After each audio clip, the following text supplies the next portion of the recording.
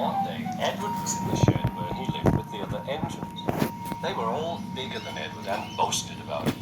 "The driver won't choose you again," said Gordon. "He wants strong engines like us." But the driver and fireman felt sorry for Edward.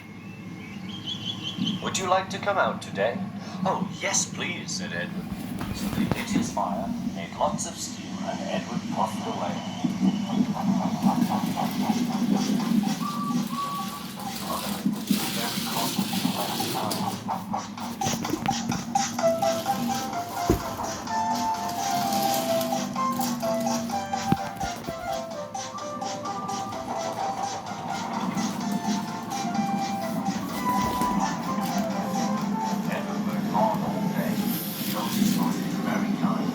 Driver was very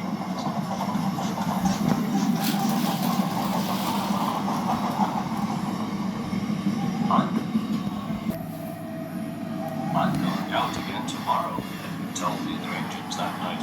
"What do you think of that?" But he didn't hear what they thought, for he was so tired and happy that he fell asleep at once.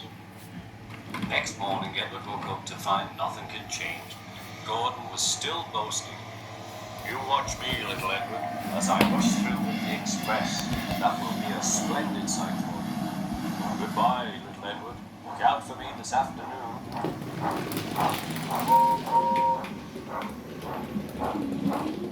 Edward went off to do some shunting. Edward liked shunting. It was fun playing with trucks. He would come up quietly and give them a push. Then he would stop at the silly truck and go, "What did you do?" "Oh," they cried, "whatever is happening?"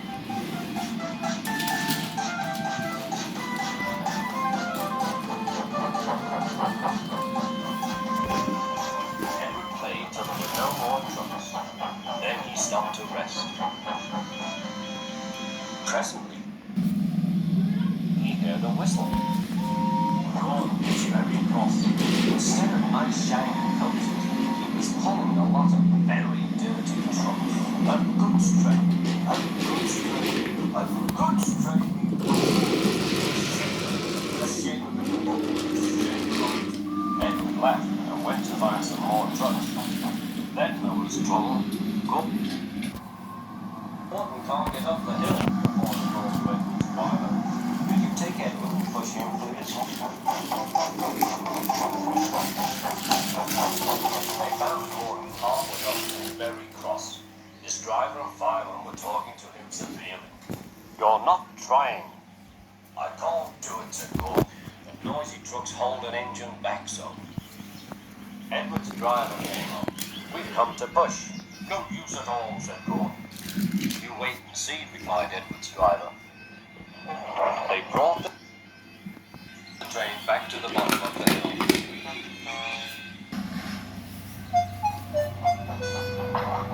"I'm ready," said Edward. "Don't grumble, Gordon." They pulled and pushed as hard as they could.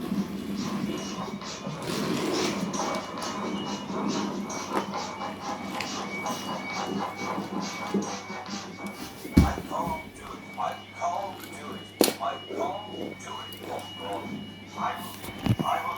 "I will do it, puffed Edward.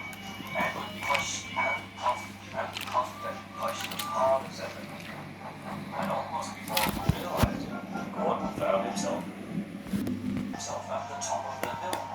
"I've done it, I've done it, I've done it," he said proudly.